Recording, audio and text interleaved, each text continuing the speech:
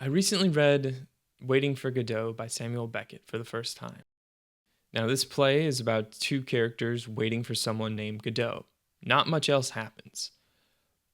But the idea I keep coming back to in regards to this play is choice. The two main characters are destitute, repeatedly let down, and oftentimes confused.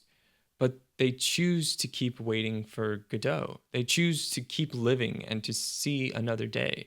Well, that passed the time.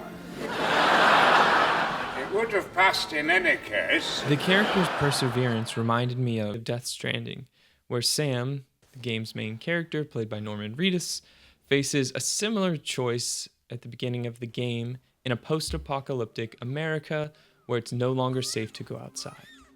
In stripping away society as we know it, Beckett and Hideo Kojima force us to consider what matters in life, what makes us human.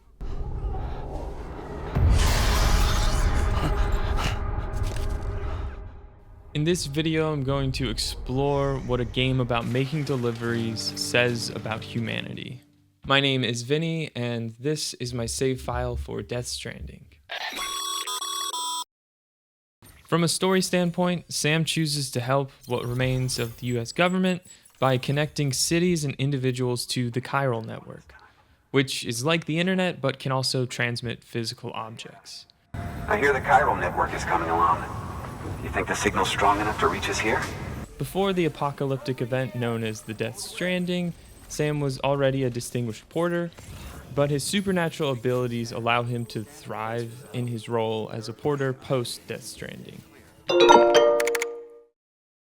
Even though Sam is a lone figure reconnecting America, and you don't directly interact with other players, Death Stranding is a multiplayer game. This is most obvious when you venture into an area not connected to the chiral network, because you can see it, there's a lack of structures and signs, and you can also feel it because it's harder to get up a cliff when there's no ladders or ropes left by other players. Connecting a settlement to the chiral network grants you access to items and structures other players have created. In this way, the gameplay reflects the game's theme of connection. This isn't a new idea. John Donne wrote in the 1600s, "No man is an island." Every man is a piece of the continent, a part of the main. But here, some 400 years later, Kojima presents the idea in a new way, taking full advantage of the interactive nature of video games. You can literally feel the game get easier as you connect with other people.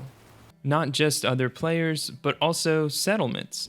The more settlements on the chiral network, that means you have more places to stop and rest or fabricate equipment.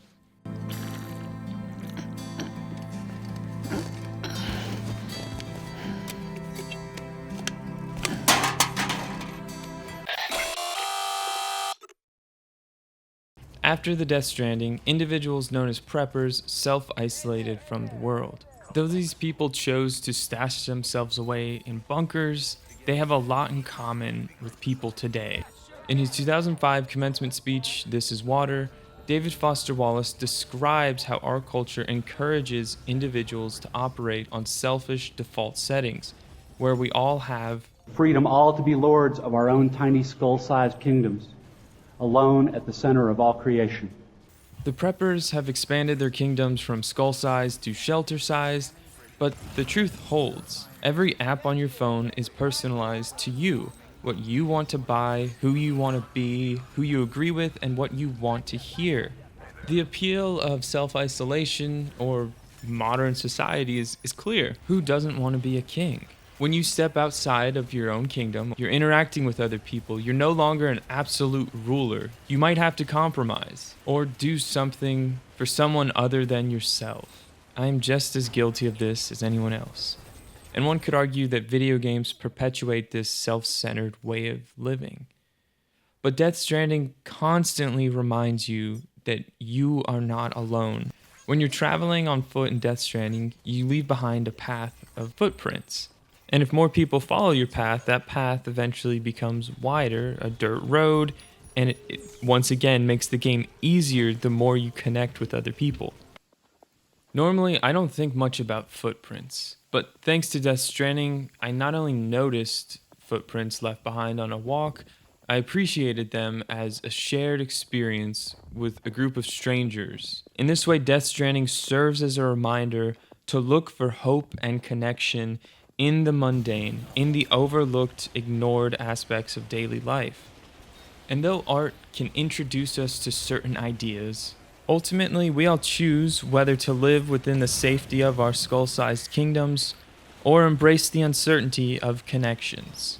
The really important kind of freedom involves attention and awareness and discipline and being able truly to care about other people and to sacrifice for them over and over in myriad petty little unsexy ways every day.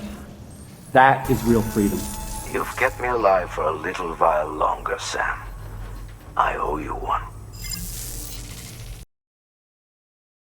Thanks for watching. If you want to see more videos like this, please subscribe. And let me know what you think about Death Stranding, Waiting for Godot, or whatever else.